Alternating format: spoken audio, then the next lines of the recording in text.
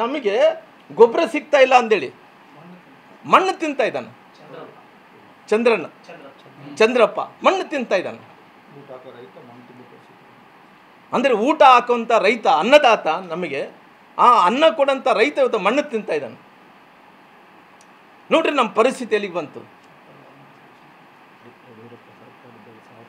ಇವತ್ತು ಊಟ ಕೊಡೋಂಥ ರೈತ ಇವತ್ತು ಮಣ್ಣು ತಿನ್ನೋಂಥ ಪರಿಸ್ಥಿತಿಗೆ ನಾವು ಬಂದುಬಿಟ್ಟಿದ್ದೀವಿ.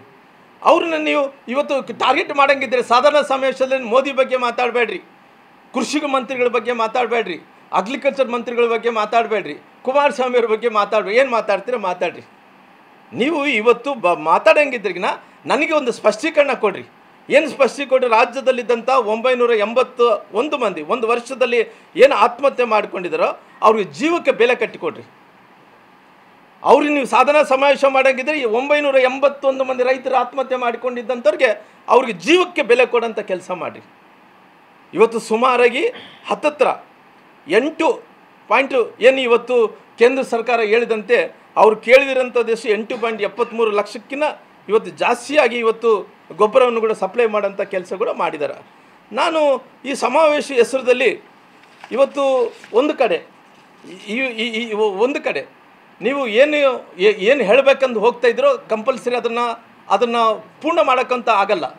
ನಾನು ಕೇಳ್ತಾ ಇದ್ದೀನಿ, ಇವತ್ತು ನೀವು ಈ ಸಾಧಾರಣ ಸಮಾವೇಶದಲ್ಲಿ ಒಂದು ತೀರ್ಮಾನವನ್ನು ತಗೊಳ್ರಿ. ಏನು ತೀರ್ಮಾನ ತಗೋಬೇಕು? 2 ತೀರ್ಮಾನ ತೊಗೊಳ್ರಿ. ಒಂದು ತೀರ್ಮಾನ ಇವಾಗ ಹೇಳ್ತೀನಿ, ಇನ್ನೊಂದು ತೀರ್ಮಾನ ಮುಂದಕ್ಕೆ ಹೇಳ್ತೀನಿ. ಏನು ತೀರ್ಮಾನ ತಗೋಬೇಕು? ನಿಮ್ಮ ಕೃಷಿ ಸಚಿವರಾದಂಥ ಸನ್ಮಾನ್ಯ ಚಲುವರಾಯಸ್ವಾಮಿಯವ್ರನ್ನ ಏನು ಒಂದು ವರ್ಷದಲ್ಲಿ 981 ಮಂದಿ ರೈತರು ಏನು ಆತ್ಮಹತ್ಯೆಯನ್ನು ಮಾಡಿಕೊಂಡಿದ್ದಾರೋ ಅವ್ರ ಆತ್ಮಕ್ಕೆ ಯಾರು ಅವ್ರಿಗೆ ಜವಾಬ್ದಾರಿಯನ್ನು ತಗೋಬೇಕು, ಆ ಜವಾಬ್ದಾರಿ ತೊಗೊಳ್ಳೋಂಥ ಟೈಮಲ್ಲಿ ಇಲ್ಲಿ ತನಕ ಪರಿಹಾರವನ್ನು ಕೊಟ್ಟಿಲ್ಲ, ಅವ್ರಿಗೆ ಸ್ವಾಂತನ ಕೂಡ ಹೇಳಿಲ್ಲ, ಏನು ಮಾಡಲಿಲ್ಲ ಆದಂಥ ಸಂದರ್ಭದಲ್ಲಿ ಕೂಡ ನೀವು ಇವತ್ತು ನಿರ್ಧಾರ ತಗೋಬೇಕು. ಅಲ್ಲೇ ವೇದಿಕೆ ಮೇಲೆ ಮುಖ್ಯಮಂತ್ರಿಗಳು ಘೋಷಣೆ ಮಾಡಬೇಕು, ಚಲುವರಾಯಸ್ವಾಮಿಯವ್ರನ್ನ ಕೃಷಿ ಮಂತ್ರಿಗಳಾಗಿ ರಾಜೀನಾಮೆ ಕೊಡಿಸ್ಬೇಕು. ಯಾಕಂದರೆ ಇಷ್ಟೊಂದು ದೊಡ್ಡ ಅನಾಹುತ ಯಾವತ್ತೂ ಆಗಿದ್ದಿಲ್ಲ. ಅದಕ್ಕೋಸ್ಕರವಾಗಿ ನಾನು ಒತ್ತಾಯ ಮಾಡ್ತಾಯಿದ್ದೀನಿ. ಅವ್ರನ್ನ ಆದಷ್ಟು ಬೇಗನೆ ಸಚಿವ ಸಂಪುಟದಲ್ಲಿದ್ದಂಥ ಎಲ್ಲ ಸಚಿವರೆಲ್ಲರೂ ಕೂಡ ಸೇರಿಕೊಂಡು ಅವ್ರನ್ನ ಅಲ್ಲಿ ರಾಜೀನಾಮೆಯನ್ನು ತೊಗೊಳ್ಳೋಂಥ ಕೆಲಸ ಕೂಡ ನಾನು ಮಾಡಬೇಕು ಅನ್ನೋಂಥ ಒತ್ತಾಯವನ್ನು ಕೂಡ ಮಾಡ್ತೀನಿ.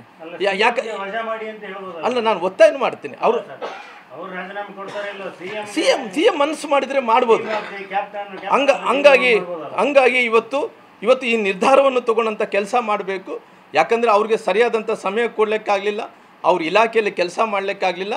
ಇಷ್ಟೊಂದು ದೊಡ್ಡ ಅನಾಹುತಿಗೆ ಅವರೇ ಆಗಿರೋ ಕಾರಣ ಈ ಸಮಾರಂಭದಲ್ಲಿ ಆ ರೀತಿ ಅವ್ರನ್ನ ನಿರ್ಧಾರವನ್ನು ತೊಗೊಳ್ಳೋಂಥ ಕೆಲಸ ಮಾಡಬೇಕು. ಯಾಕಂದರೆ ಇವತ್ತು ಪಾಪ ಅಂತೂ ಯಾರನ್ನ ಬಿಡಲ್ಲ. ಯಾಕಂದರೆ ಇವತ್ತು ಕರ್ಮ ಅಂತೂ ಹಿಂದೆ ಬಂದೇ ಬರುತ್ತೆ.